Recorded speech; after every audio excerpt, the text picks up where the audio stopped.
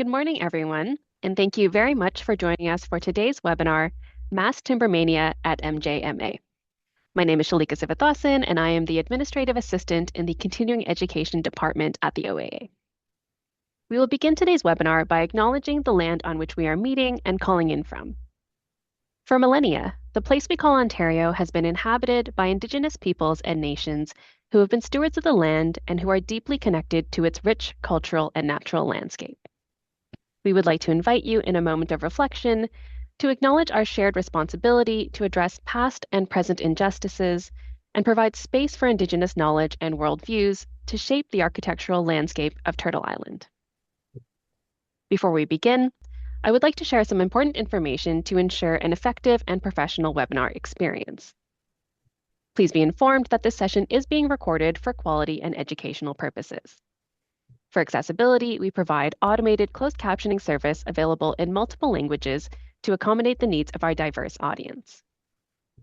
In order to maintain a stable internet connection, we have muted all participant microphones and disabled video feeds. Kindly note that the chat function has also been deactivated. However, we do highly encourage engagement through our Q&A window, which you will find at the bottom of your screen. Feel free to submit any questions you may have for our speakers there. Questions will be addressed during the designated question and answer period at the end of the presentation. For those seeking continuing education learning hours, please note that attendance is crucial. A minimum of 80% attendance is required for these hours to be accredited to your OAA transcript. Please just allow us a few weeks for the processing and reporting of your hours. And lastly, please note that the presenters do not provide insurance, legal, or practice advice, and the OAA does not bear responsibility for errors or omissions in discussions during the webinar. Now, I'm very excited to introduce our speakers for today's session. Ted Watson is a partner at MJMA Architecture and Design. Ted has led a broad range of community recreation, residential, and higher education projects, all of which share a consistent, high recognition for design excellence and user satisfaction. His contribution of bold and legible design solutions to the field has helped to initiate a new generation of community-focused architecture that heightens the user experience by engaging the site and neighborhood context, activating the pedestrian realm, and prioritizing sustainable development. Ted leads the campus/urban design, conceptual approach, and interior resolution for many MJMA projects, and is a sitting member of the City of Hamilton Design Review panel. And Tyler Walker is a principal and architect at MJMA Architecture and Design. Tyler has been the lead designer of the Mass Timber Zero Carbon and Net Zero Energy Henley Rowing Center and the Churchill Meadows Community Center projects. Tyler brings a thoughtful and rigorous approach to his design work, balancing functionality, simplicity, and materiality. His focus within MJMA has been the advancement of innovative mass timber structures that are rooted in a community-based design approach. So please welcome Ted Watson and Tyler Walker. Great. Good morning, everyone. Welcome to Mass Timber Mania at MJMA. I'm Ted Watson and my co-host, Tyler Walker. Here we go. So let's get started. A land acknowledgement is a covenant we make with creation to sustain, nurture, and borrow its use for a brief period of time from our children forever into eternity. Those are the words of Duke Redbird. We really like this quote. We feel it aligns with the type of work that we're interested in doing and also with the talk and the nature of the talk today. Our agenda is to have some introductions and to look back at the work of MJMA in terms of where we started with mass timber, and then focus primarily on some case studies and the lessons learned through those case studies. Hopefully tell some interesting stories and get some Con Ed points here as well. And then open it up for questions and answers. So save your questions for the end, and we'll be happy to try and respond to those. Okay, MJMA, we are a 80-person firm. We have a single office here in Toronto, and we are a multidisciplinary design and architecture firm. And that's me, and that's Tyler, and this is a project we're going to talk a bit about. I am a partner and an architect from the West Coast, And growing up there, you get a real passion for nature and for sustainability. Through university, I tree planted my way through the summers, and I did some rough math, and I think that I planted enough trees to construct 5 academic wood towers. So I've got a lot of work to do before I can retire, but it's a nice full circle thought. Morning, everyone. I'm Tyler Walker.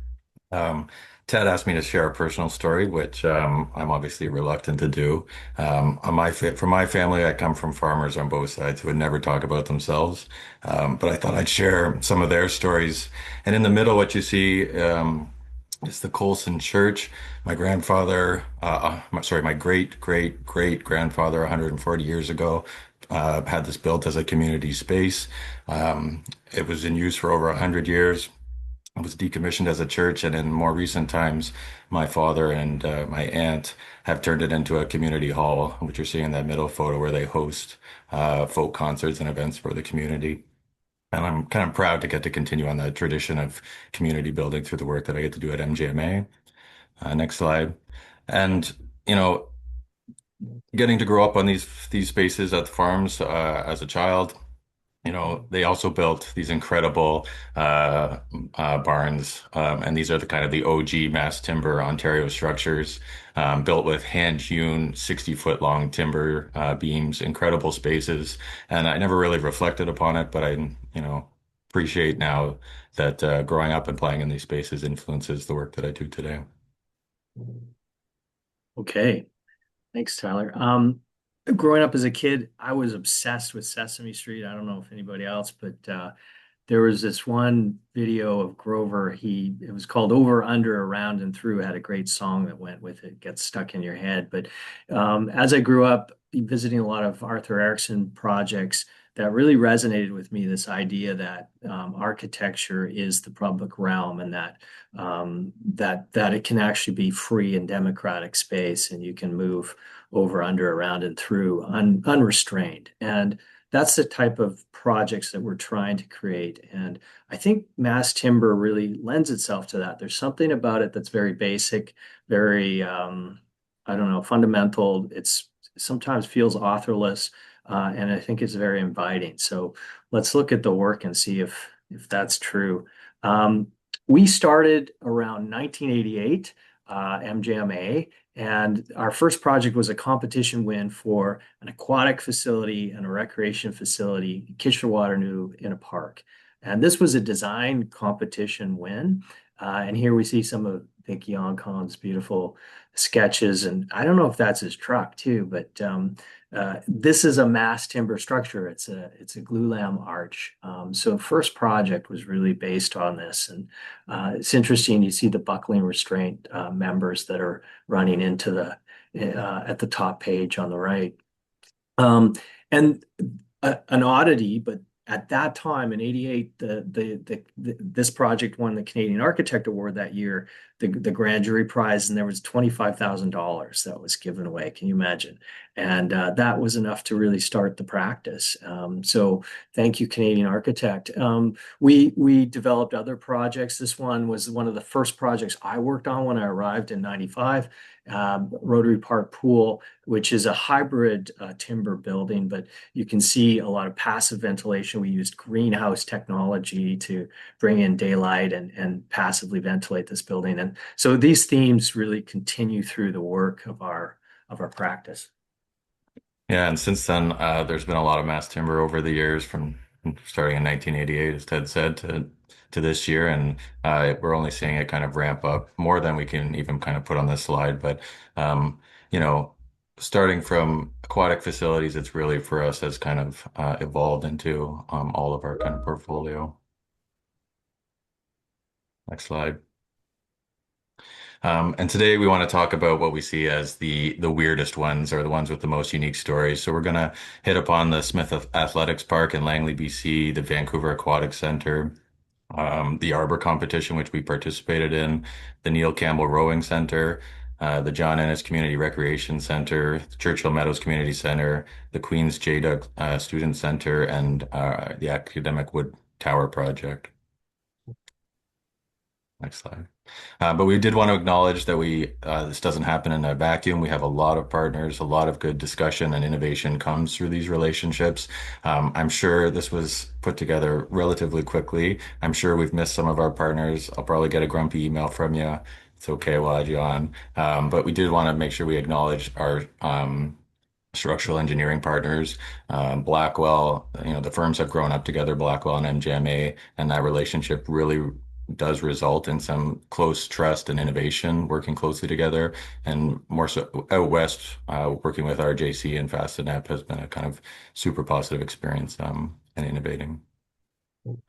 We also work with fabricators and installers across the country. Super proud to be working with everyone in Canada. Those conversations are always ongoing, constantly kind of back and forth and looking for ways to kind of innovate. And it's not necessarily that we're just working with Western fabricators on the Western projects. We do crisscross the country, and we have mass timber projects from coast to coast.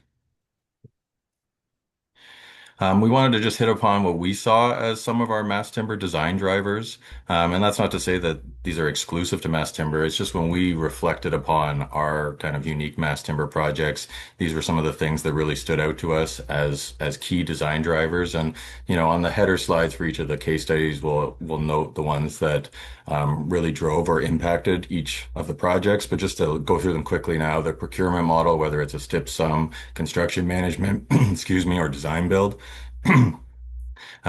Whether it's a hybrid timber and steel building, this is like we're finding this to become, extremely common, and it kind of finds the optimization sweet spot. Site constraints, looking at, obviously site constraints impact every project, but some of these examples, case studies, there's very kind of clear impacts as a result of kind of tight site constraints. Funny code items, like we all know, the mass timber code has been evolving quite rapidly over the last decade, and some of the projects have found sort of sweet spots to exist within, and others have found complicated areas. Looking at super really long spans. And of course, integration of services and acoustics. So we find like our most successful projects really invest heavily in the integration of the kind of building services and also those acoustic systems.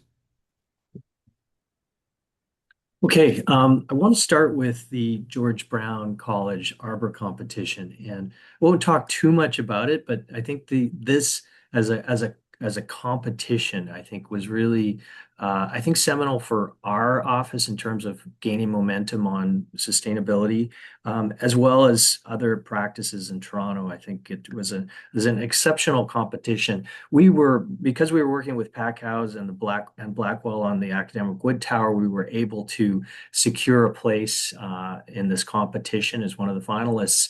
And ultimately, the project went to Moriyama Tashima and Acton Ostry, and it's now named Limberlost Place. It's a fantastic building, and I recommend you visit it to see some of the learnings and the mass timber that came out of it. Really well done. But kudos to George Brown for setting up such a aspirational competition. And our project was a 9-story atrium space, double-loaded atrium space, all a mass timber structure. And we worked with TransSolar, RDH, Envelope, Blackwell, Smith and Anderson. It was about a 5 or 6 month competition altogether with presentations at the end, public presentations, and it was a really great learning process for everybody. And we were interested in how this building could breathe top to bottom and be naturally ventilated through the solar seasons, and use passive solar on the exterior of the building with BIPV, so building integrated photovoltaics, as a double skin envelope with a mass timber inner envelope, both as structure and acoustics. And then we developed with Blackwell, and Dave Bowick, I think, really kind of pioneered this solution, is a bubble laminated timber. So those are sort of plastic bubbles that are in a concrete mix that create a hybrid slab structure.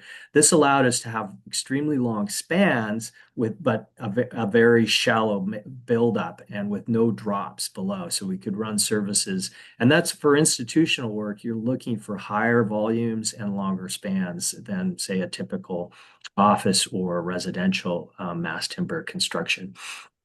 I won't go through all of the really interesting innovations that we developed in this, but we were obsessed with this idea of hybrid and composite systems. So looking at how they could be integrated. The one on the bottom particularly was looking at how the acoustics and radiant heating panels could be combined in a timber solution, and tested them, mocked them up. So some great learning and some great outcomes from this project. In parallel, at that point, around 2017, we had started to develop the academic wood tower, again with Pat Cow Architects and Blackwell Structural Engineers.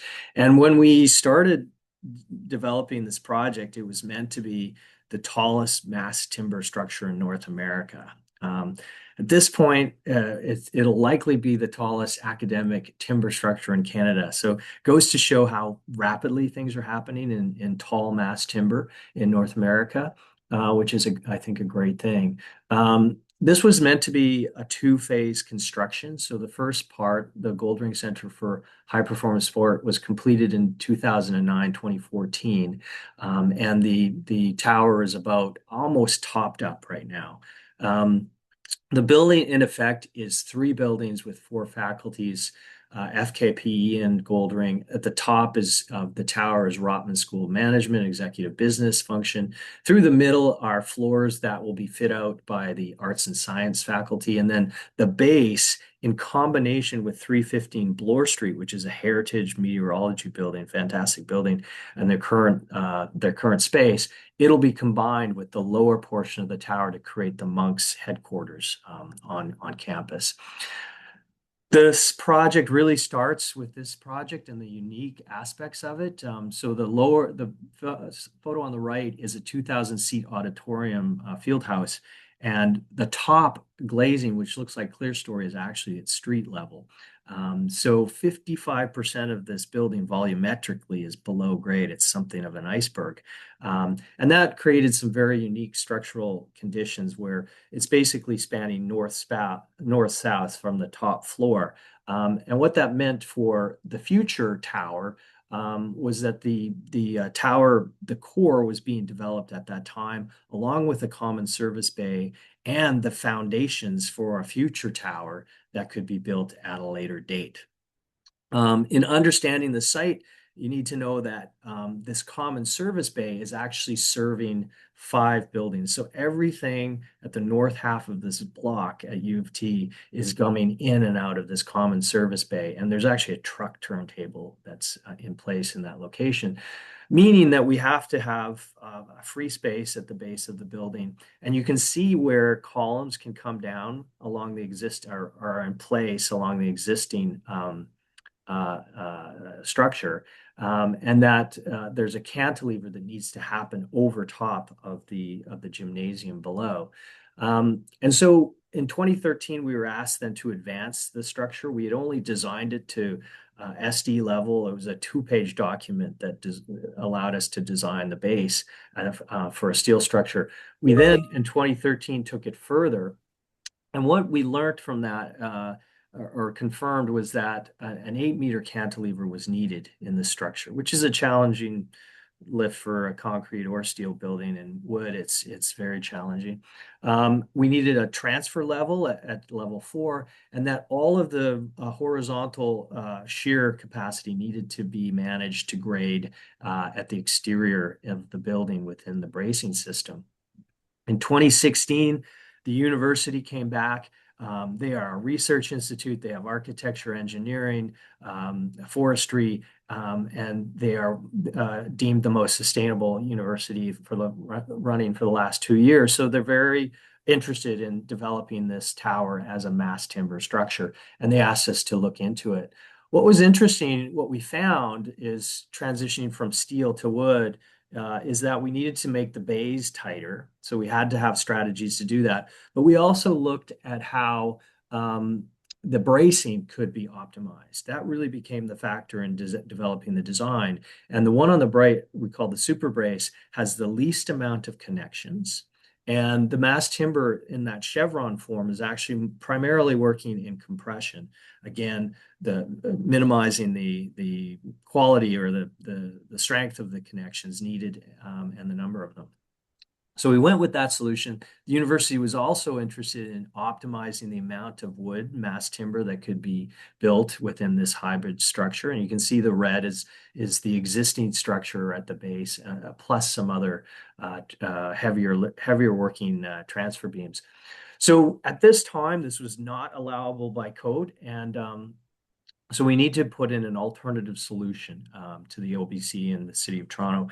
And essentially what that was documenting how we were going to make the sprinkler and fire suppression systems higher probability of operating, higher probability of being effective through a series of added measures.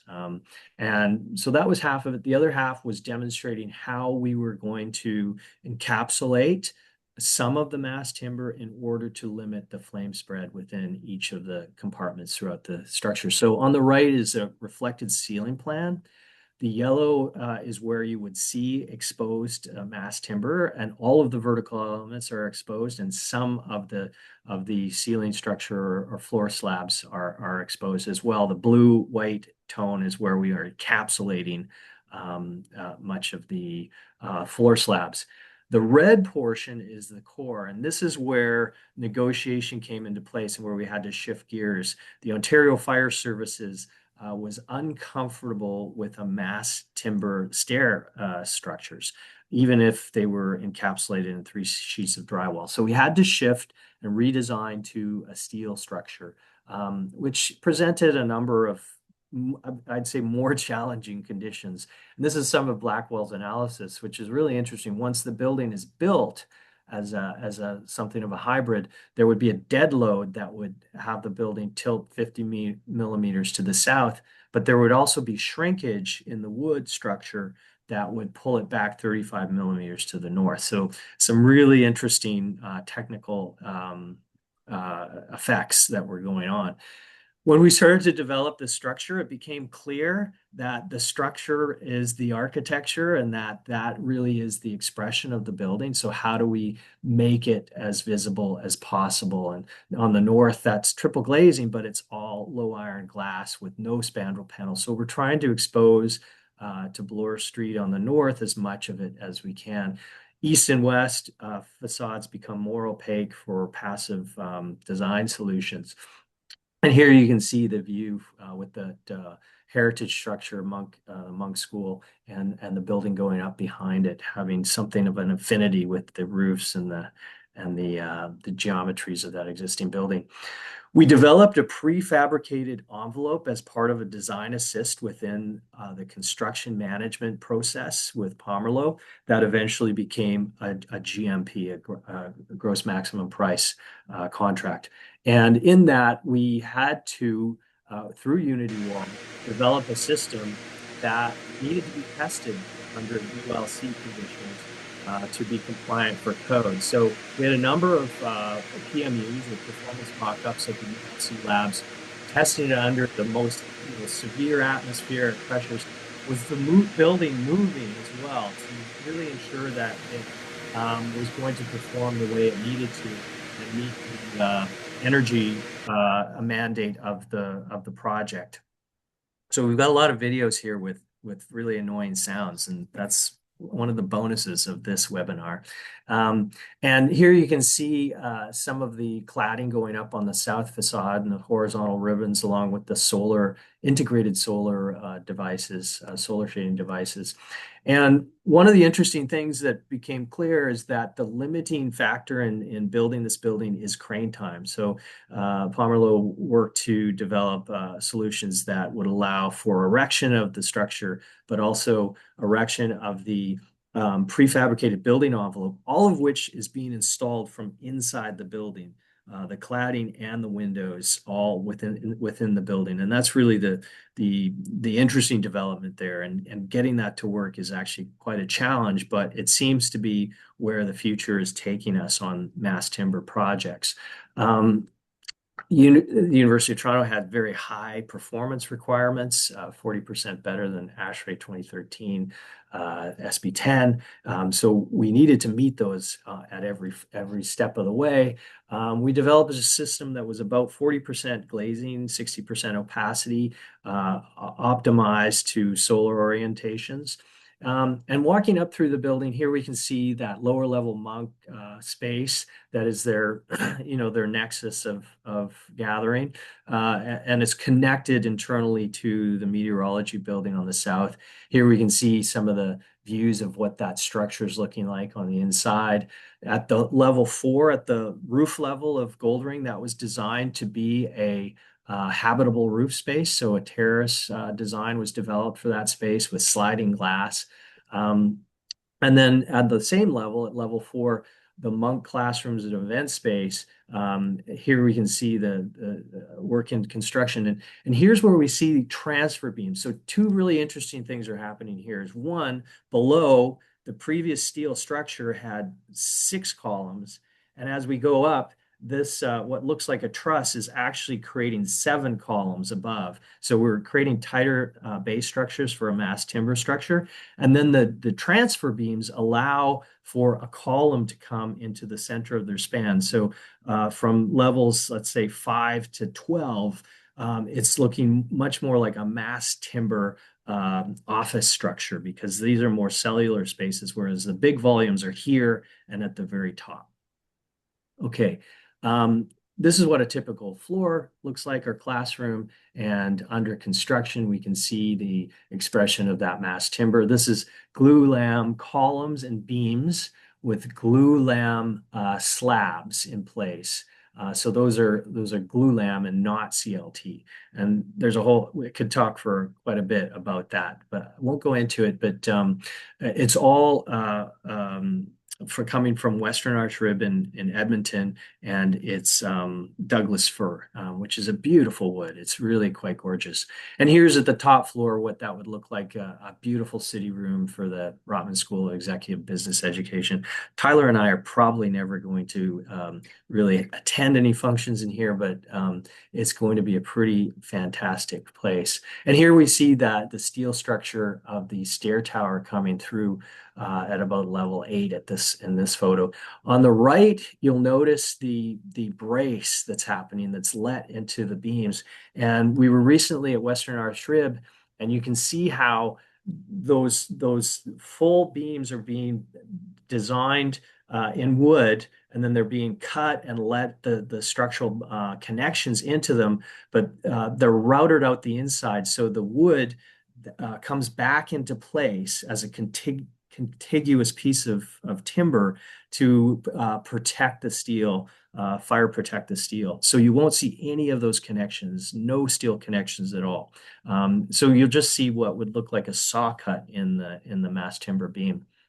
An interesting thing happened as part of the means and methods of construction. The cantilever only works every 3 floor levels. So from level 5 to 8 need to be fully in place before the 7-meter cantilever to the south is operational and is self-supporting. So temporary shoring was needed to put in place in order to achieve that. And then the 3 floors needed to be constructed because the perimeter is actually a large 3-story truss, and that's what creates the cantilever. We couldn't get any members through that core because it was so packed with various stuff.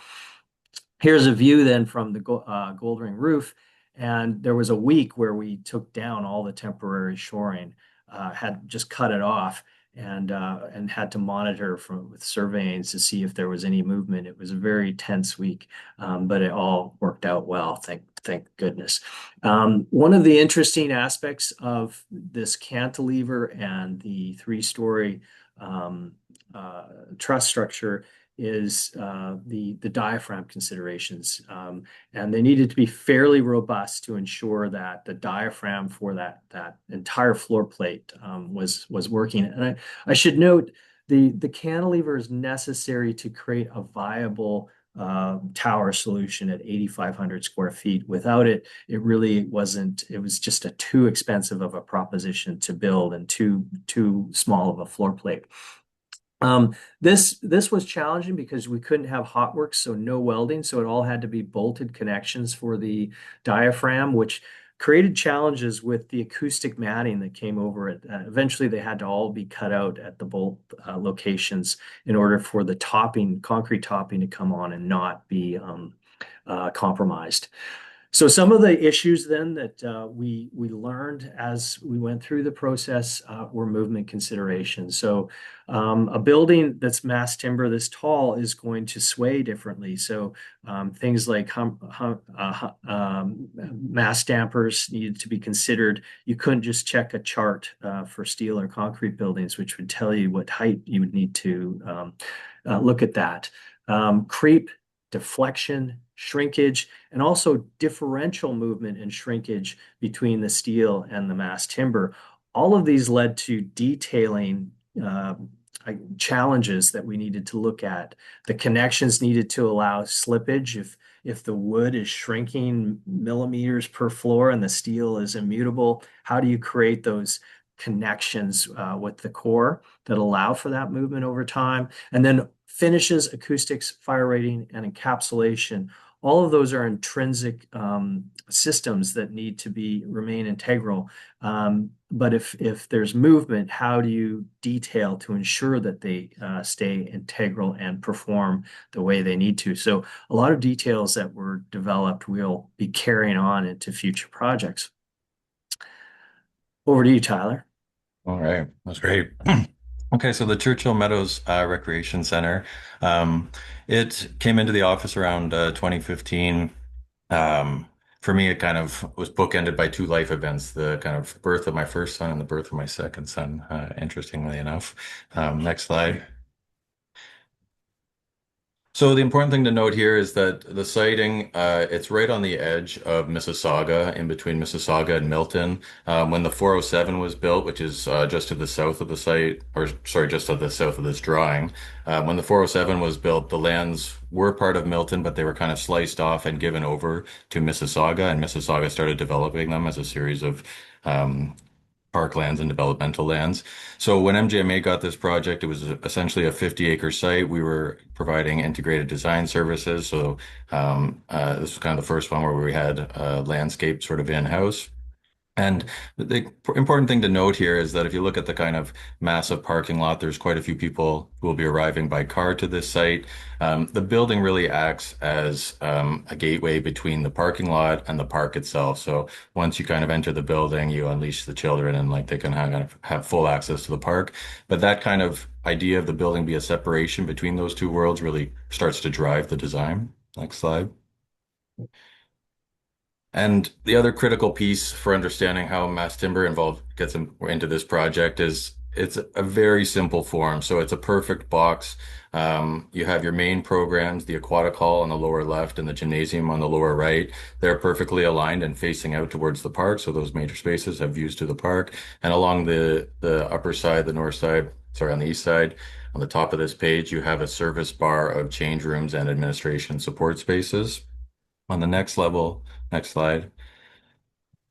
So this is the second level. You can see that it's a crisp 1 to 3 rectangle. And why that was so important was it allowed us to focus our resources or our energy on the development of the mediation between that interior and exterior space. And it was consistently deployed across the entire facade. So it gave us by using a kind of crisp box, it allowed us the most time to really invest in kind of this system, and you can kind of sort of like the purity of this floor plate.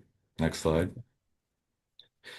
And so what we developed was a mass timber system, glulam columns that are spaced every 1,200 millimeters, and that was kind of really important to us because we wanted to develop a system that worked within kind of standard sizes for glazing, for expanded metal mesh, and all of the kind of component parts, so that we weren't paying prices for customization. And so this system of glulam, which marched along at every 1200 millimeters, it has a steel truss, long spanning over the major spaces every 3600 millimeters. And the kind of that becomes kind of a critical component within the system, because each of these trusses is not strong enough, or sorry, each of these glulam columns is not strong enough to support the truss on its own. Next slide. And so the system that we came up with was this idea of tripling the glulam. And really what that is every try or every three glulam columns, they are working structurally together as a unit.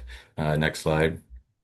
So the center glulam column, and they're wrapped in plastic here, the glulam columns for weather protection. But the center glulam column has the truss landing directly on top of it.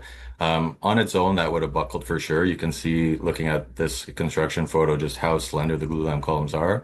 Next slide. But what Blackwell developed in order to kind of make this work was sort of steel braces at the base, which then those formed the supports that we also needed to have a bench, and we integrated the mechanical air system into that as well. You can kind of see it in the middle photo there. And then there was a steel 1 inch by 1 inch steel brace at the midpoint, and then they were also tied together at the heads. So what this meant, it's like if you took, your two neighbors and you stood together, it's like your ankles were braced together, your hips are braced together, and your shoulders are braced together. And that system allows it to kind of bear the load of the truss from above without any sort of transfer beam or transfer truss. And it's really using each of those glulam columns in a sort of hyper efficient structural manner. And because that wall was so consistent, that system could be deployed across the whole 120-meter length of it. And it resulted in a 25% reduction in the kind of timber volume that was going to be needed, which for a community center, we had to keep kind of the economics down and make them work. Next slide. I love that term fixity at the base. Yeah. And there you're just seeing the execution of it. So I love that this kind of simple little bar kind of made this entire design happen. Next slide. And this really and we were very excited when it started going up on site. This is my favorite photo of the entire project. This is our colleague, Chris Burbage. Next slide. So that kind of idea carries the whole weight of the project. And so, the finished photos, the identity of the project is really this mass timber structure, um, hyper efficient, hyper consistent, but then it kind of folds down and forms this porch space, which we really saw as this kind of mediation between our interior spaces and that parkland, and happy with the kind of the outcomes of it. Next slide. This is just a video taken at Timmerman's facility. So all of the wood that was produced for this building, or the mass timber, came from Nordic Structures out of Quebec. There's glulam and CLT. We coordinated with Timberman as the installer to have the glulam columns shipped to their facility in Creemore so that they could do the finishing there. We wanted to ensure that all the glulam pieces received extra coatings in the fabricating. This is a video time lapse showing the CLT beam for the central stair being lifted into place. It's 60 feet long, 8 feet deep. I had to leave a big opening in the roof for it to kind of get dropped in. But take note of the glulam columns as well, and just look at there's the connections. It looks like there should be a lot more steel there. And I think this is been one of the really interesting learning points for this project for me, is the way Blackwell was able to optimize the system. There's no secondary steel. So, you have, you don't have extra purlins or additional members that are kind of tying it together, which really kept the embodied carbon of this project low. Next slide. And that stair, huge chunks of wood. And what I liked about this is it kind of still was able to kind of get some elegant detailing into it. So these are Blackwell sketches, kind of showing steel members and plates, how it was all coming together. Next slide. And the kind of the routering that occurred at the edges to kind of work the plates in. So, this was a kind of delicate balance to bring it all together. But these are, giant chunks of wood. You're seeing it from below as the kind of steel members tying it together. And then there's a finishing CLT piece that goes on the bottom, and there's some of the finishing photos of it. And there's it finished and in place.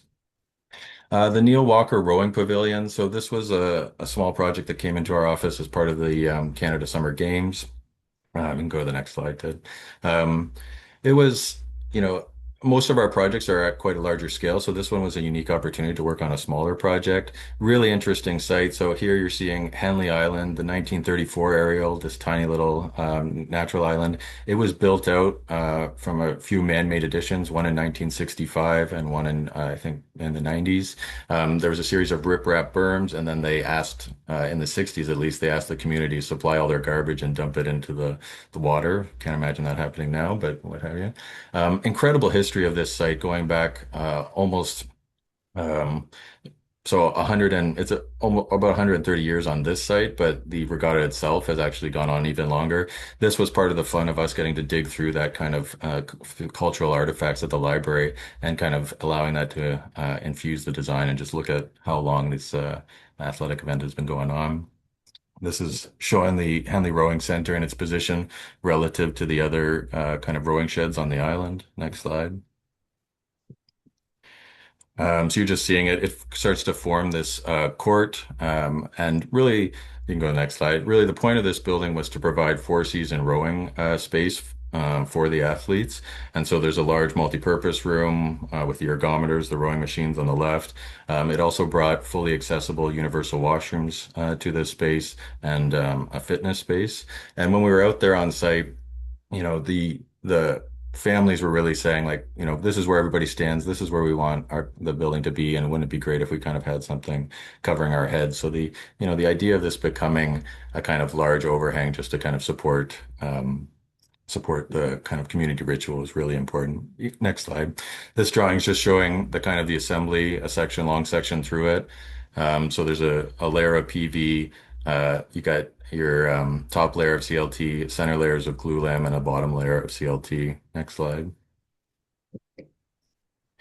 And the idea of just creating a kind of super respectful, calm, horizontal line, that massive roof overhanging, forming a kind of space for the community to gather. Next slide. And so that became the kind of major challenge for Blackwell. How could we innovate with a mass timber structure to kind of make these cantilevers work and to kind of provide this viewing space? Next slide. And so what they came up with was we've been calling like the mass timber structural sandwich. And so when you take that top layer of CLT, which at the time was kind of the largest panel that Nordic was fabricating, it was about 19 meters long. That set the dimensions and everything else kind of worked backwards from there. You have that center layer of glulam, which are kind of orthogonal and moment connected, and then another layer of CLT on the bottom, and that's all compositely connected together. In the center, there's a CLT shear core. So that's dealing with all of the kind of the lateral movement of the building. So it's kind of like a giant wood table with a box in the middle. And then around the perimeter, there's super thin kind of steel toothpick columns. So it is a hybrid structure.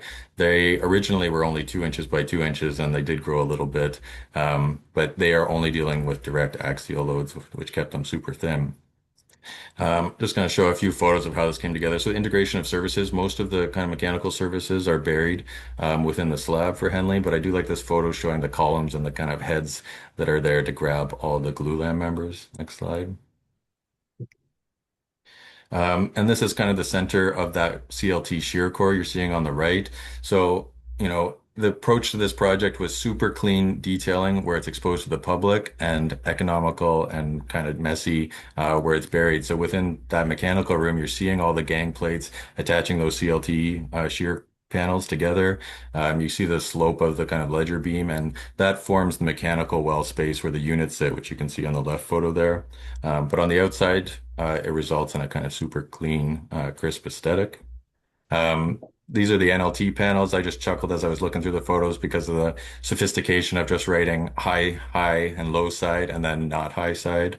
Next slide. And when I talk about this project, talk about the impact of decision making. We did not want any screws showing from the bottom, so these guys had to build a scaffold, lay the CLT panels down, and then build from above to go up. So considerable impact, but avoided the look of a bunch of screws from below. This is showing the kind of CLT panels being dropped into place on the top layer of that sandwich. Next slide. And then the kind of finished assembly, you can see the doors for the washrooms are cut and routed directly out of the CLT panels. So the jambs are actually integrated into the CLT panels of each of those rooms. Next slide. Uh, some questionable weatherproofing that had like blown off, but I always like this dramatic, how dramatic this photo was of the cantilever. It's a 5 meter cantilever done all in the mass timber structure. Next slide. A view from the roof. Next slide. Or from the air. And then we started to have a little bit of fun with it too. So we had the weight and the depth of these CLT shear panels. So we started routering out spaces so that we could recess millwork into it and also conceal the various mechanical services. Next slide. And this shows how the electrical was done. So we were able to cut a narrow 2-inch slot. And what we did was we ran BX cable back from all of the light fixtures so that there was no access panels required in the mass timber sealing the structure anywhere. There, it's all kind of concealed within the mechanical space. Next slide. And then, as I was saying, on the doors, we were able to kind of work with with Tim Minnan, who was the installer and fabricator, to get some CLT panels and turn them into doors as well. The only time they got mad is when we asked them if they could line up the joints of the doors with the panels above. That was a little too far, but otherwise, kind of did an incredible job kind of integrating the doors into the overall structure. And just finished photos there, kind of the outside polished. The last thing I'll say is this building falls within a very unique spot in the OBC. It's, I think, the only public facility that I'll work on that did not require or does not require exit signs due to its size and occupant load. So, yeah. Okay, I'm going to speed it up. I think we're going to run along here, but this is a project at Queen's University. The John Deutsch Student Center just completed opened a few months ago, and it's 3 parts. This project, it's an addition, a new build that's a combination hybrid of steel and mass timber. The refurbishment of the renovated 7-story residence, and then a refurbishment and renewal of the existing 1947 JDUC Student Center. And there you see the Wallace Hall to the right, which was part inspiration for the new Agora space that we developed. New plazas were part of this project. This was formerly a loading bay. Students would be walking, and there'd be tractor trailers in this space servicing the JDUC building. And you see some views along the street and how the rhythm of this building, the scale, the texture, the materiality is very modern, but it's also relating to a collegiate Gothic context and responding to the west-facing light with some opacity that filters light from the north. This was a student-led project, so there was a referendum. They paid for it. There was a lot of engagement that we undertook with them to achieve it, and there was a desire on the students' part. Queen's students love the culture. It's probably the most vibrant culture on campus in Canada. The Scottish Presbyterian culture that's everywhere. But they also wanted a new expression that was more inclusive, that was more forward-looking, but related in some ways. And so the mass timber structure is really a response to some of the existing buildings there or fabric that's there. And here you can see on the right is a good indication. There's a glulam column and glulam beams coming from Nordique in Quebec. And then the panels, the vertical panels are shear panels. And also it's the same ceiling panel. And that is an acoustic nail laminated timber by Timberman. And you can see how that looks in the final result. So what was built becomes the finishes of the structure, which was one of the real challenges. The other one was, how do we not ruin that by having services running everywhere?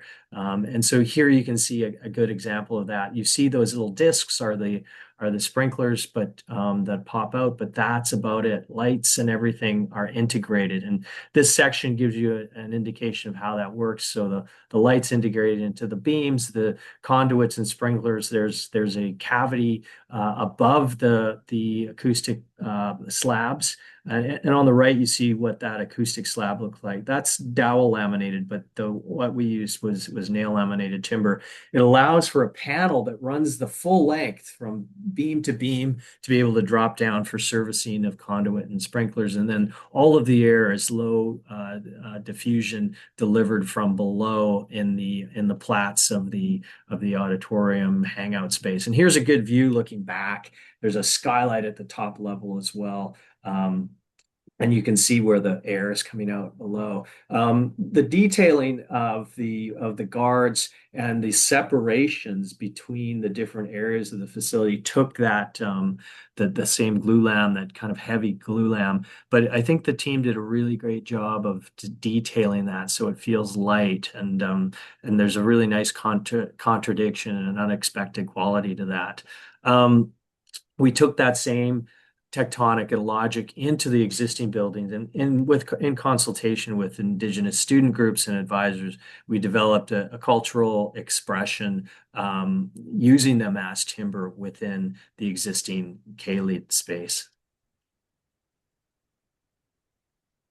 Just quickly on the John Innes Community Recreation Center. So this is one we're working on right now with the City of Toronto. It's set to tender this year. I can go on to the next slide. Really interesting project. Tight downtown site at Queen and Sherbourne. The desire to protect outdoor park space in downtown Toronto is obviously very strong for the firm and for the city. And so the result of that site constraint is the need to stack this facility. And stacking recreation facilities is not particularly new.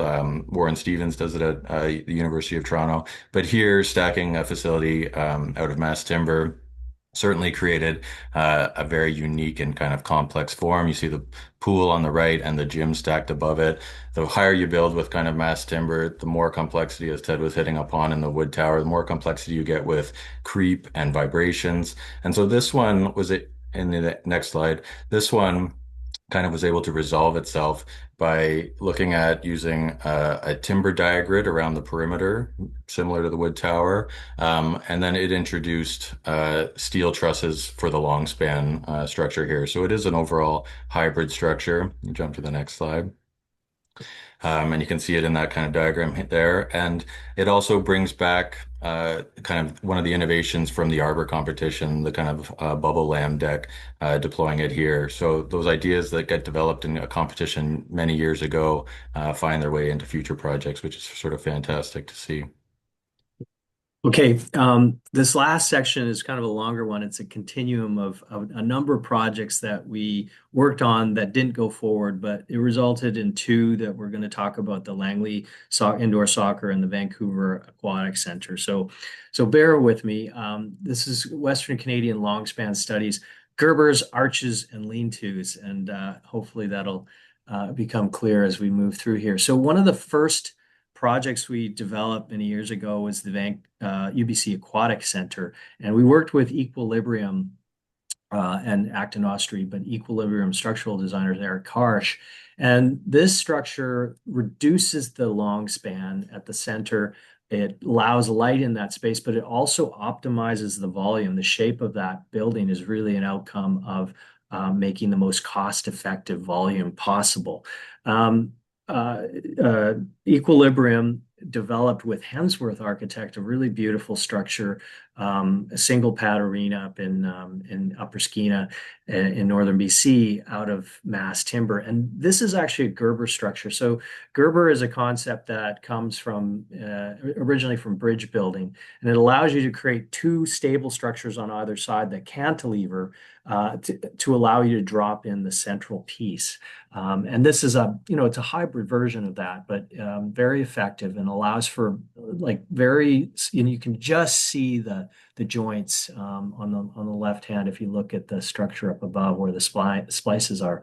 Of course, the Richmond Oval, a huge long span arch, is an iconic building, a beautiful building that everybody should try and visit. We took on a project in Calgary with the City of Calgary to develop an indoor that could be paired in the future, an indoor soccer facility, so a FIFA size facility.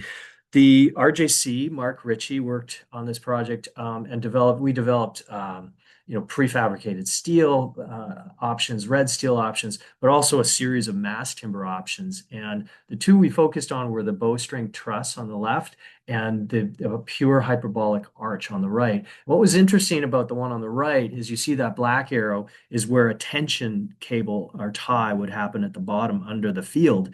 And in effect, that creates a 30-meter tall bowstring truss, which is highly efficient because you don't need all of the concrete infrastructure for buttressing on the other end. And what we found is that that reduced material savings by volume by about 50% from what we're looking at with the one on the left. Really interesting stuff. So we started going down the arch path. And we optimized the volume, and we also were able to see that we could reduce the cost of the envelope by doing this. Admittedly, the structure that we developed, this sort of lamella shape, is not efficient. And in the end, in the value engineering, we went back to a more conventional single member per bay structure. And we also reduced and optimized that we lowered the arch, which makes it less efficient, but the savings in cost were really good. And above, you can see RJC identified the embodied carbon savings from going from a steel arch system, an arch system, to a mass timber arch system. So pretty significant in terms of carbon. Some of that thinking carried in. That project didn't move ahead, but some of it carried into a project in Surrey and Newton Community Aquatic Center facility. So this project had a 50-meter indoor aquatic facility. And we used that concept of the Gerber on two sides along with the arch to develop this project. Because of site challenges, the plan needed to be trapezoidal, which introduced a lot of complexity, but we were able to maintain the arch and keep it to just 3 jigs. So 3 curvatures that were unique that are represented in those 3 colors, which then it's really only the length of the curvature that is changing in each of these. So only 4 jigs would need to be set up in order to do that. And we, developed this in consultation with industry. And that project also didn't move ahead, and nor did this one. This is a competition we developed, but we took a much more clear and rational approach to this Gerber arch combination. And this A and B are the Gerbers with the cantilevers with the B dropping in. So we were really excited about this. Didn't go ahead. However, this project in the township of Langley is being constructed right now, along with Acton Osprey. We developed this with Fast and Ep, and you can see the structure here. There's 3 outdoor fields. The fields have already been complete as part of phase 1, and the building's halfway through construction with an indoor FIFA-sized field there as well. We're inspired. I grew up in the Lower Mainland, so these are familiar.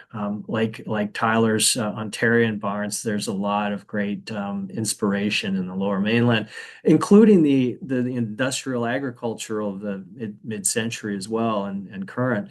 And you can see we tried to keep it really simple and rational. The structure as you move through, all repetitive arch system. With clear story on either end to bring filtered light into the space. And so to break this down, you've got a 64 by 100 meter FIFA indoor field with run out on either side, and spectator seating.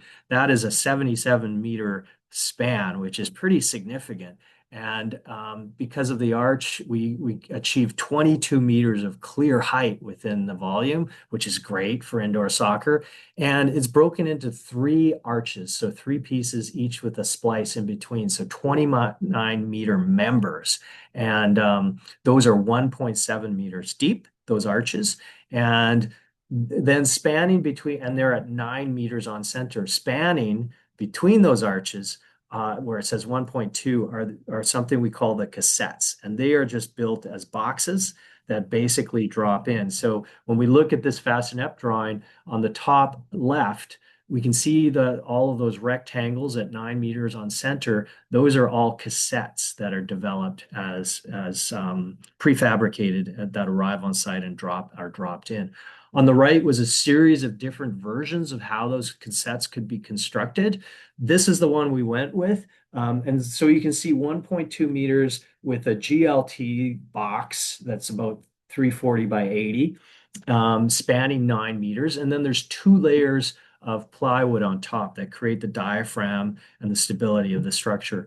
And then on the right, you can see how they're sitting on top of the arch. And you can see where that red circle is where we can run all of our services over the arches along the entire length of all of the sprinklers, conduit, et cetera, can run in that space. And then they're all tied together with a connecting piece of plywood from the top side. Here, just to break it down a bit more, you see the 3 29-meter arch segments. And then and in the middle detail below is the splice connection that we're seeing, SPL. And then the BRB is really interesting. This is buckling restraint braces. If you recall that first project I showed you of MJMA that had those lower elements that were running the length of the building, those are buckling, basically cross bracing that you see in floor joists and residence so that the bottom cord of the truss does not buckle. And that cross section that has that kind of elegant V shape, that's a 19 mil steel plate that's connected to a steel W section that spans 9 meters on either side. And so the buckling restraint kind of comes and then drops down to the bottom. And so it's and it appears at 6 locations within the structure that run its length. So a really beautiful detail by Fastenap. And then you see the temporary shoring that is needed to support those arches at 2 places. And then on the far right is the pin connection, arch to pier pin connection, which brings those buttresses down into these huge concrete elements. We weren't able to take that cable under because it will, without a slab, it'll cause differential movement potentially on the field, and that could not happen. So we needed more conventional buttressing at these locations. So you see an entry pier on the left, a concrete pier with an embed plate, and that's the embed plate sitting on site. You turn it upside down, and that was taller than me. So that gives you a sense of the forces that are coming into the concrete.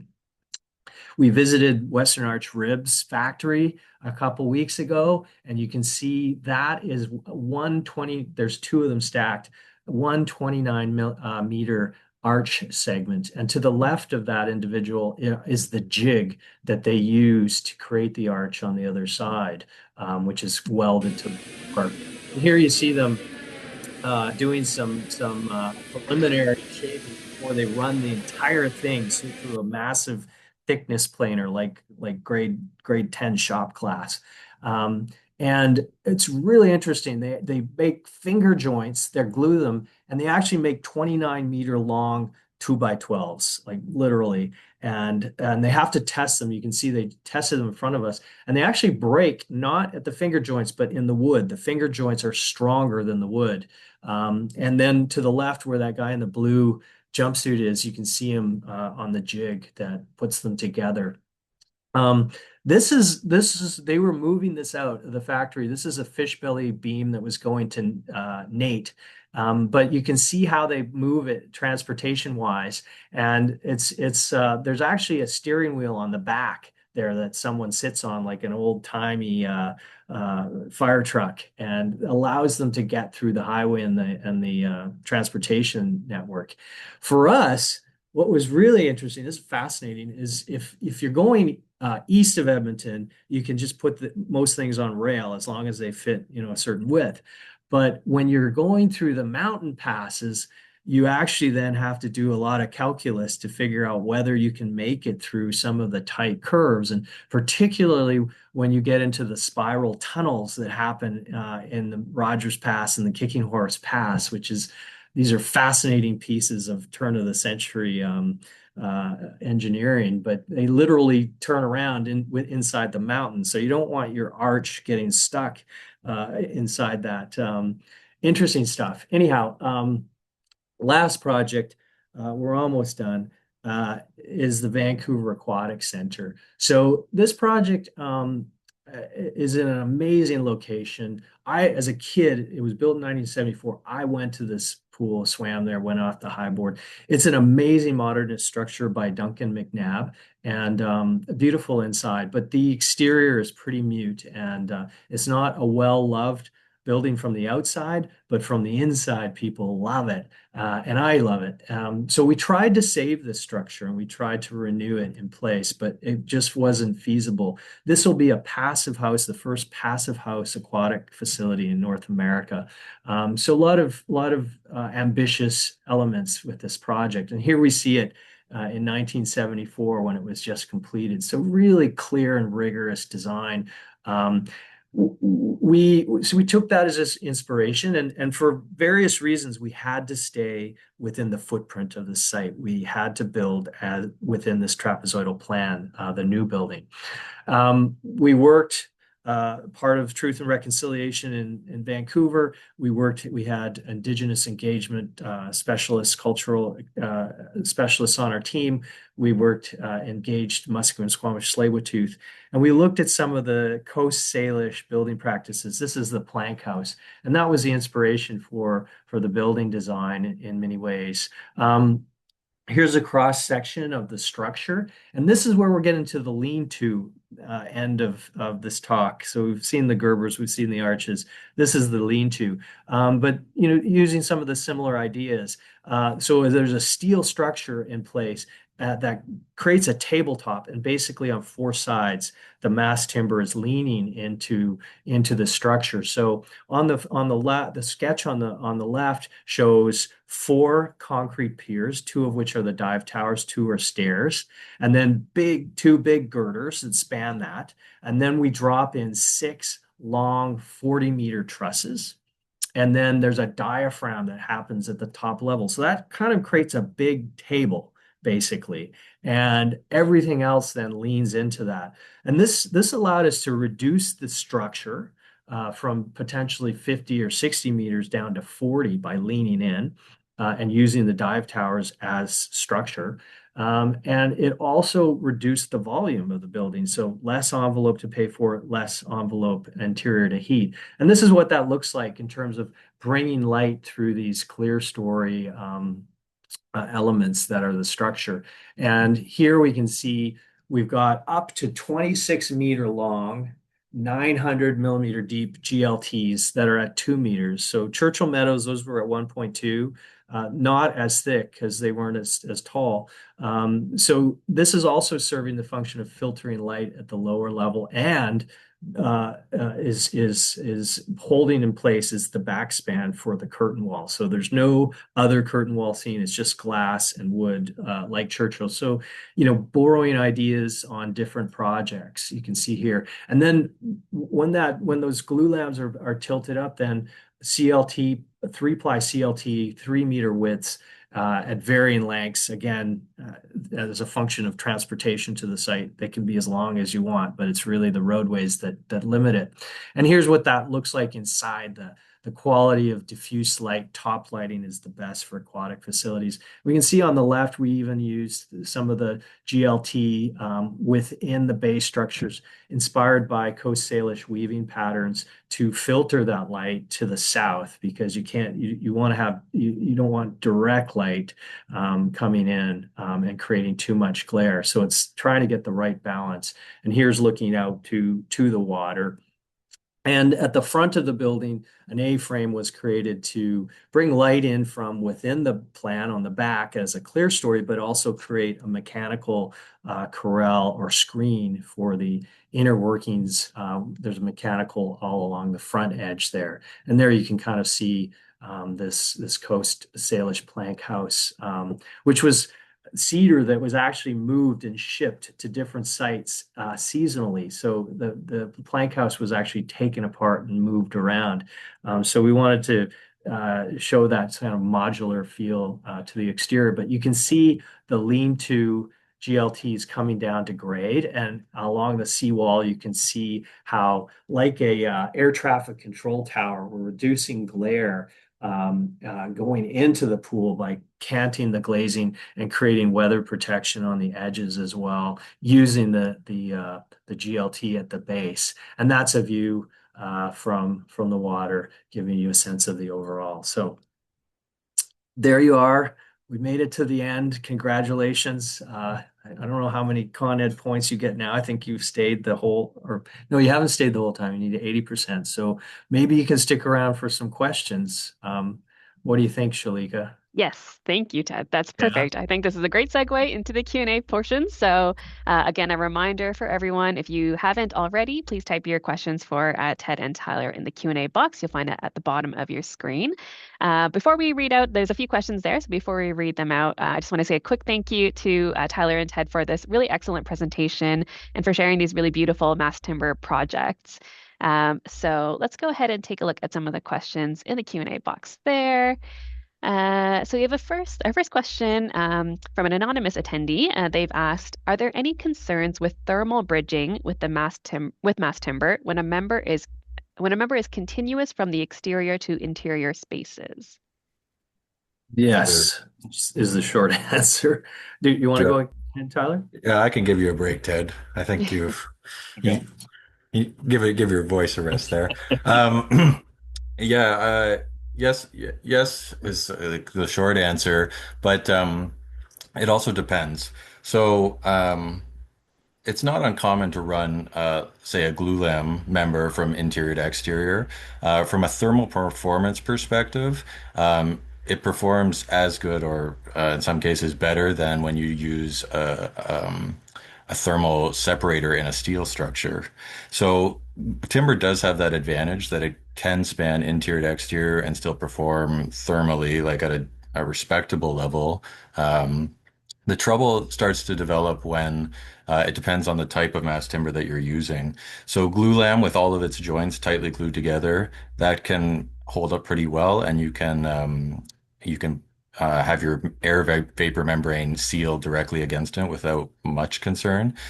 Cross-laminated timber is a different story. Like if you try and run that from interior to exterior, you can get into some trouble depending on where the material is being fabricated. And the reason that is the lamella, like the bottom layer of the CLT, they don't necessarily edge glue the joints. Some fabricators do, some out of Europe do, and Kalishnikova West does, and Element 5 is doing it, but Nordic doesn't. And the result is like over time, if it's not glued, those joints start to open up, which if you were running that from interior to exterior, that's essentially like perforating your air vapor barrier. Like it's like creating a bunch of holes in your envelope. So it might be okay on day one, but over time, like that can become problematic and you can't really seal against it because it's going to spread over time.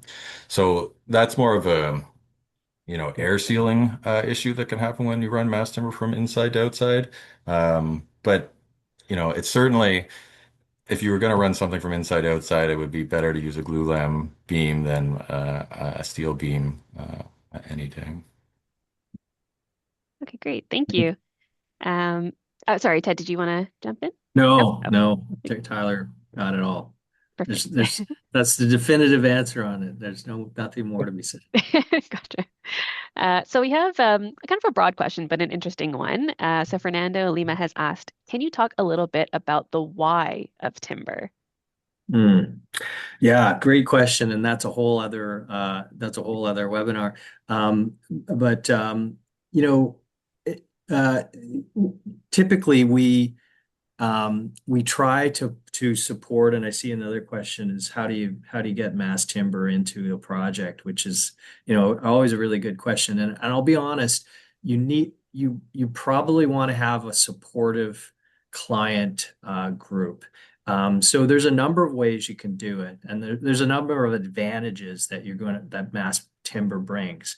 And so you can talk about the embodied carbon, and that's significant. And we know that our operational carbon on projects is getting so good that it's really embodied carbon is the biggest opportunity to address sustainability in building design these days, right? And there's no bigger lift than going to a mass timber structure. Quite honestly, I think the some of the other arguments you might make is that this local industry, BC has wood first policies, which are part of legislation that encourage it. And there's forestry practices. We've done projects where we've actually engaged local practices to create NLT that are part of the project. And so you engage local industry. A lot of politicians and clients are really interested in creating jobs, as you might imagine.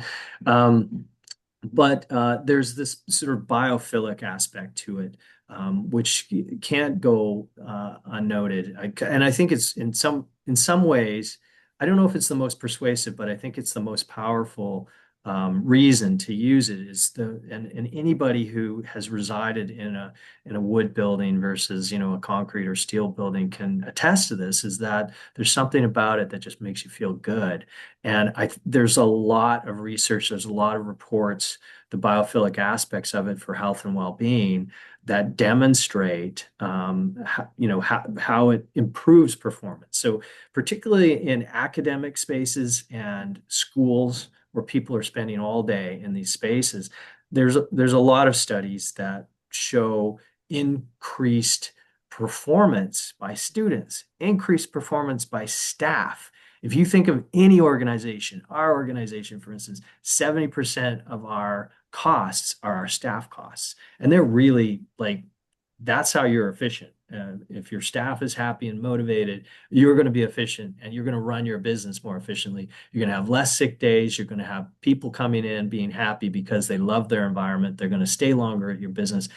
Very hard to quantify these social benefits, but they're financial benefits as well. So I think that to me is the strongest argument. It's harder to make because the data is hard to deliver on. But I don't know. I mean, I think I would take someone through a great project and just get them excited. And you need an advocate because there is a cost premium now. And the hope is that there won't be when industry really levels up with other aspects. And it's taking a while for us to get there, but we've seen the costs continually coming down. What I didn't mention in the talk is that Western Arch Rib has a facility in Edmonton. So the photos we saw, the videos, that's their Edmonton plant. They're opening another one half an hour away in Sturgeon, and they are going to be able to quadruple their output within the next 5 years in terms of glulam members, arched members. And so, and we're seeing more folks like Timmerman. The real bottleneck is getting the supply chain to work. It's the fat. It's not the production of the CLT and the glulams. It's the actual cutting and coring and shipping and storing that is the bottleneck. So we're seeing that improve over time. So that's a really long-winded response to that question. And Tyler, what have I missed here? I jump back to the super high level. At the start, we were kind of mentioned that we work in the public realm and we see what we do as public architecture in service of the public. And I don't know, for me personally, I see mass timber as contributing to a kind of sense of Northern identity. I know it's really difficult to ask what is Canadian identity. I think Rick Mercer had a show where he'd spent all his time doing that, and that's really tough to define. But working in the public realm, it does feel, for all those points Ted was hitting upon, that mass timber can contribute to a sense of kind of public architecture and really deliver. Great. I think that was a great response. I think you definitely nailed that one. So we have a question here, a little bit more specific, I think. So are the site reviews more intense because of the unique or at least not common detailing?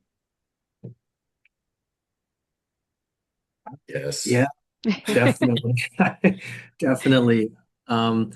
Maybe one of the things I'm just going to touch on that we didn't talk about at all, there's a lot of stuff we didn't talk about, but is moisture control. So, how do you, and it is I'll be honest, it's a real challenge with mass timber, is how do you design these structures so that moisture doesn't impact the health of the structure over time. Um, and you have to dry it out before you can pour your concrete slabs.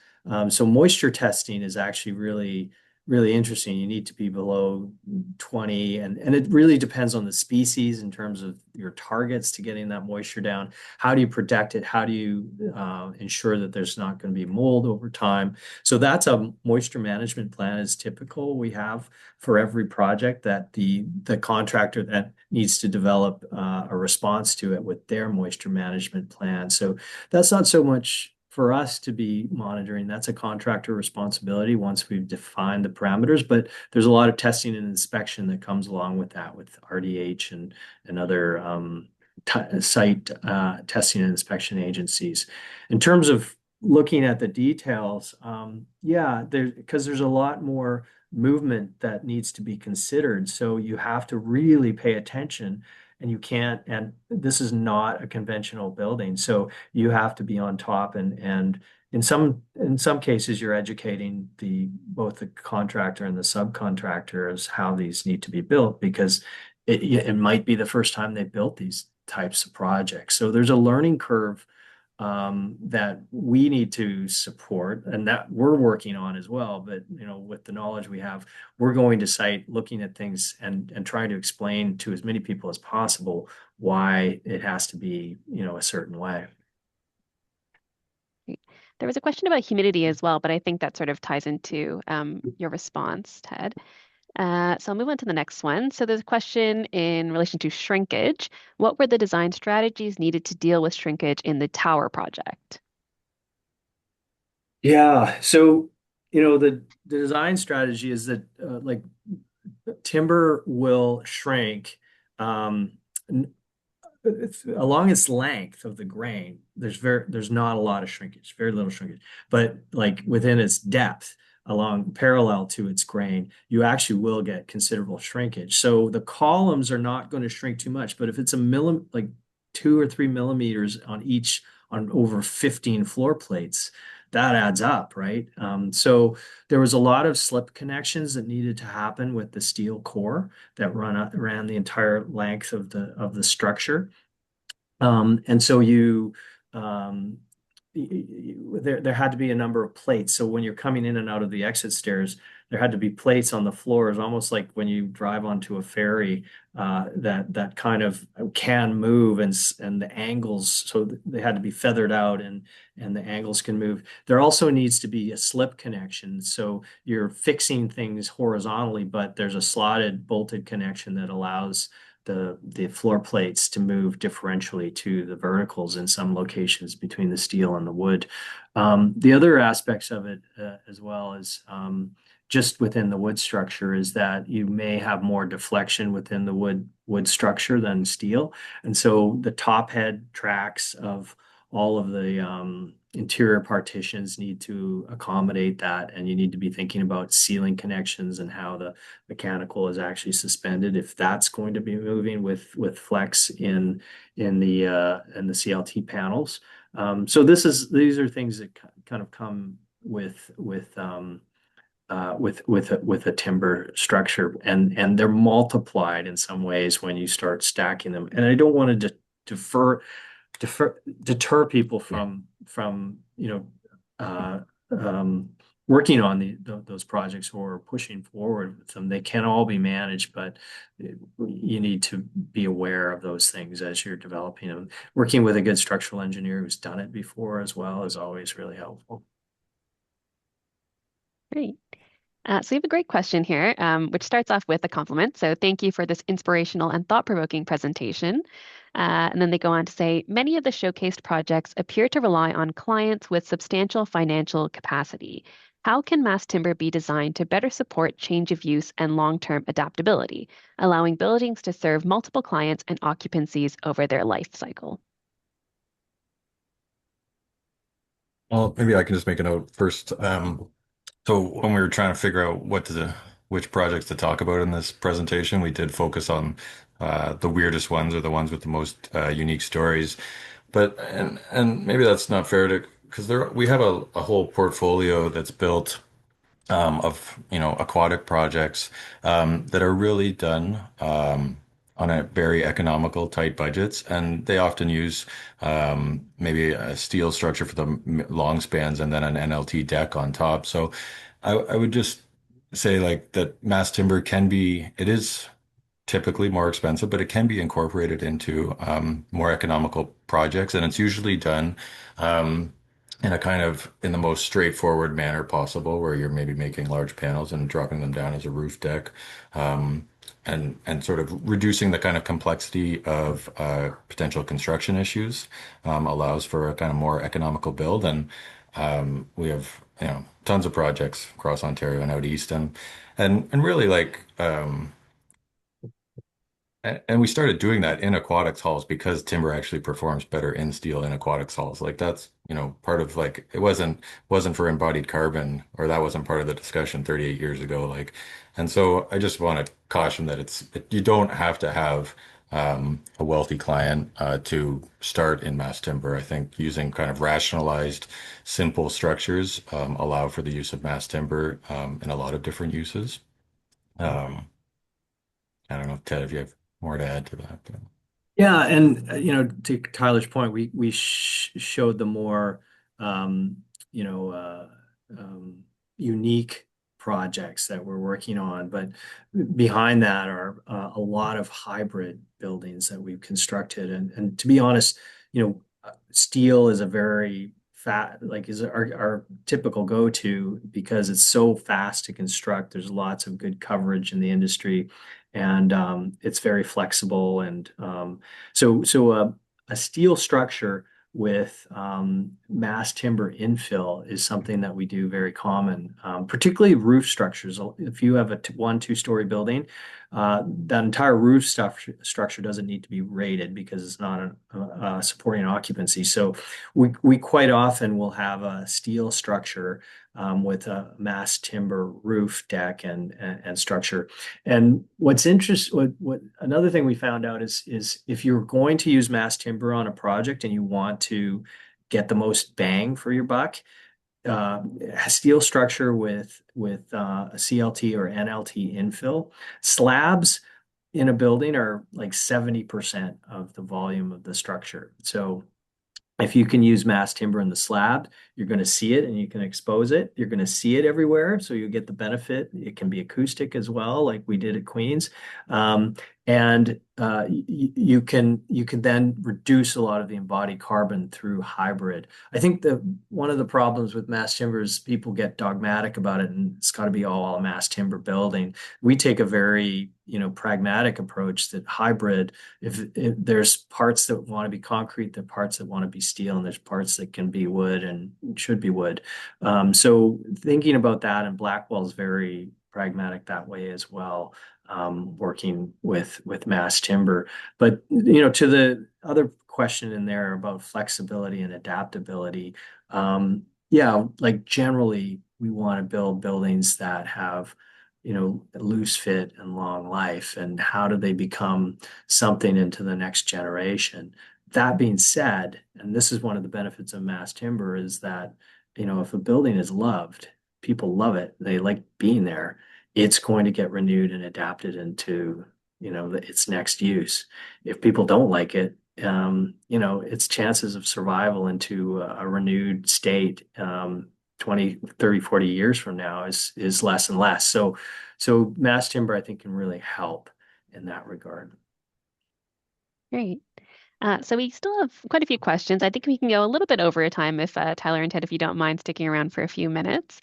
Sure. So we have a question here about maintenance. So how difficult is it to carry out maintenance in heavy temporary buildings? And does this affect the development's running costs? Um, Sorry, it's how difficult is maintenance in a heavy timber building? Is that what? It says heavy temporary buildings, but maybe they meant timber buildings. Timber, yeah, Yeah. difficult to carry out maintenance. Huh, that's a good question. That's a sort of a post our involvement Hmm.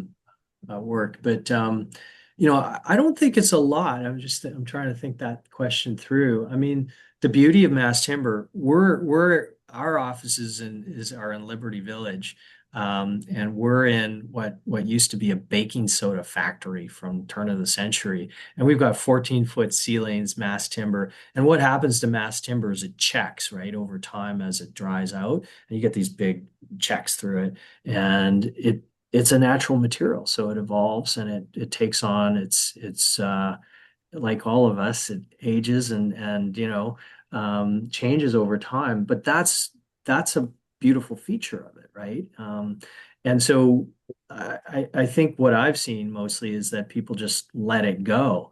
I mean, if the checks become too large, for instance, then structurally you may need to deal with them. But for the most part, they just become a kind of feature of the material, and it can get banged up, and it could be beautiful. And so I don't know. One of the concerns, of course, is water ingress. If you have water leak, a roof that leaks in a concrete building, you're less concerned about the finishing. But a leak at a roof level can cause damage that, either requires replacement or, some kind of material fix to take the staining that can happen out of it. I don't know, Tyler, do you have any Yeah, thoughts on?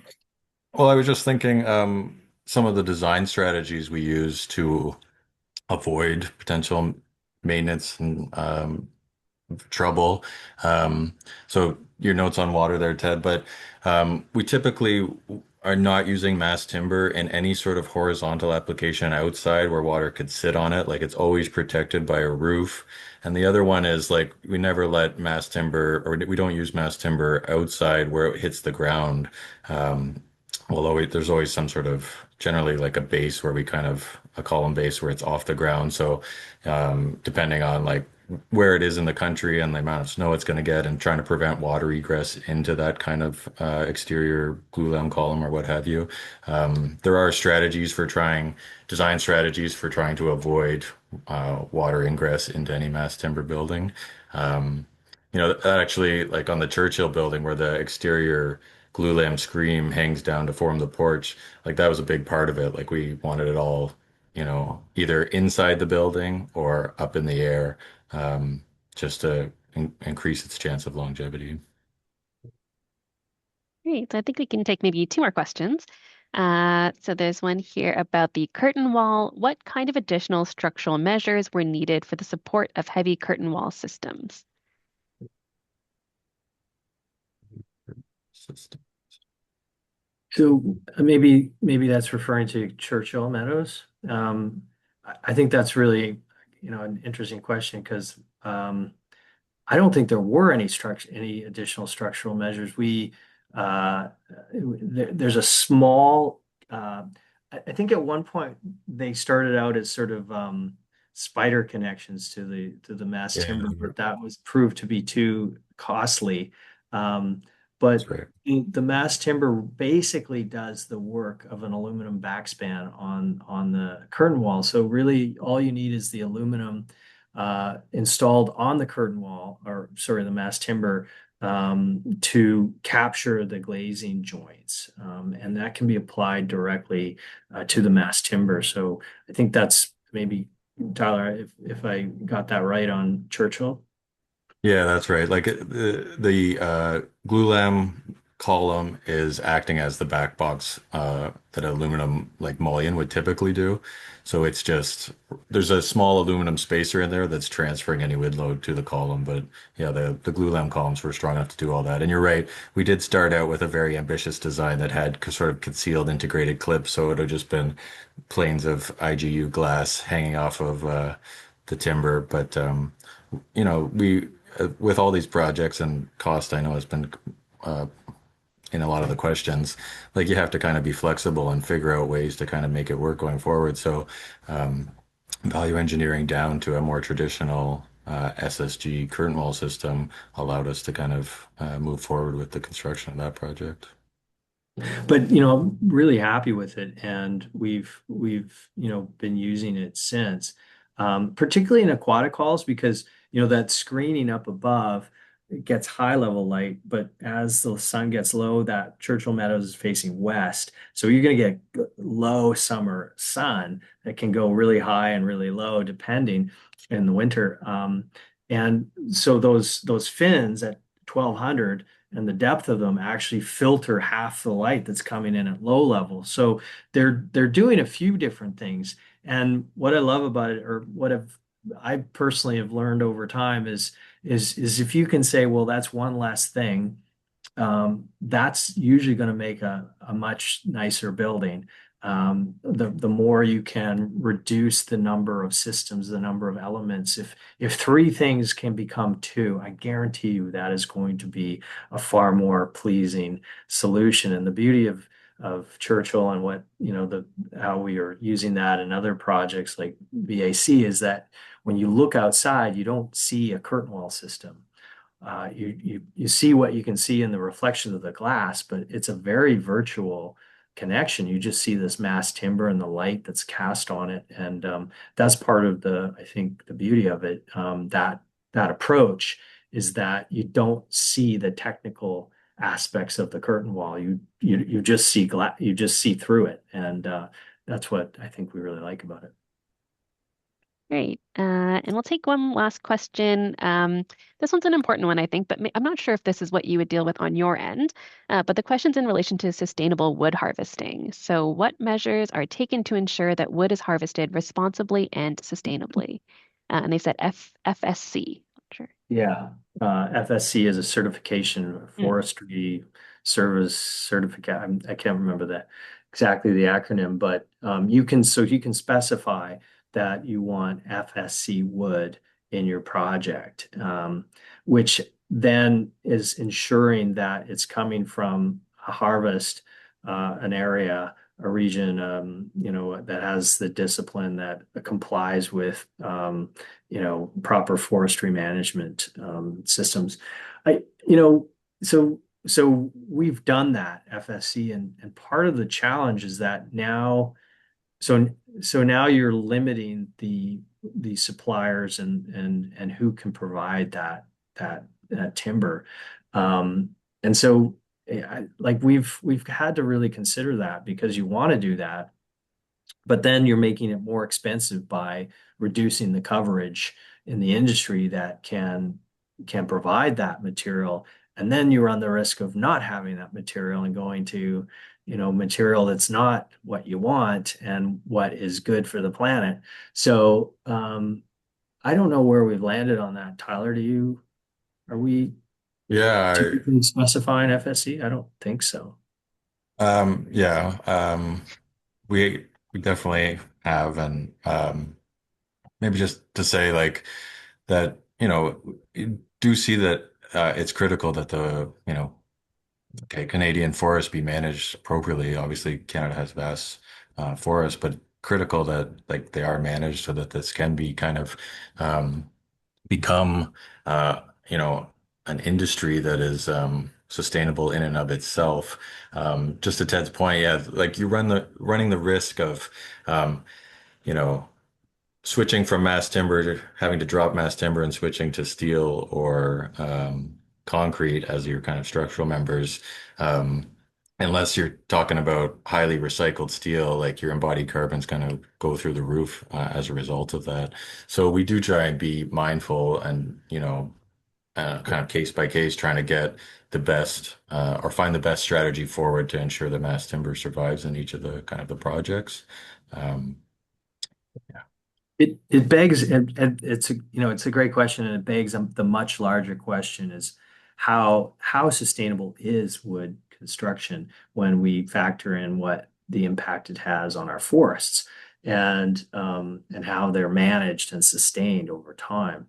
And when you start to really look into the embodied carbon that goes into harvesting, transporting, cutting, clearing, processing, delivering mass timber, it's a lot larger than what industry reports. And there's a lot of different views on this. It's one of the big enigmatic questions in mass timber, and you'll get, different responses from different people. I tend to believe in keep hearing over and over that Canadian forests are extremely well managed internationally. And I have to believe that it's because we've been trying to figure it out. And again, you just keep getting different answers. But I do just kind of go back to the basics that this is a renewable resource, that trees are taking carbon out of the atmosphere. And if you can support industries that are replanting those forests on a regular basis, and you can build buildings out of renewable materials versus finite resources and minerals, I think you're on the positive side of history, and the details of it, I think, will evolve over time. So you can't solve all the problems with one building, but it's really good things to educate and inform yourself about and try and be advocates for. Great. Thank you so much. I think that was a great, really thought-provoking question to leave us Yeah. off with. Yeah. So we have just a few closing announcements before we wrap up, but thank you so much again to Ted and Tyler for this really excellent presentation. Thanks to all of the attendees for participating, for your great questions as well. So a few last announcements. Again, for those who are seeking continuing education hours, the OAA will record your participation in this webinar on your OAA transcript, so there is no need for individual reporting on your part. We just, again, kindly ask for some patience at this busy time of year as we process and confirm the accreditation of your hours within the next few weeks. All attendees will be receiving a PDF copy of the presentation, as well as a link to a survey to submit your feedback for today's presenters. So I know our presenters and we at the OAA highly value this feedback, so please do complete the survey if you get a chance. Finally, Give us 5-star ratings, please. We fives need across the board, good, yeah. good Yelp ratings. Exactly. And finally, our next webinar will take place next week, Thursday, February 12th, with the title TEUI4, the Next Generation Canadian Building Energy, Carbon, and Economics Modeling Framework. So this is another climate action webinar. So if you are seeking your structured climate action hours, this is a great one to check out. And with that, I will say thank you once again to everyone for your attendance, and have a pleasant remainder of your day. Thank you. Thank you all. Bye. Thanks, everyone.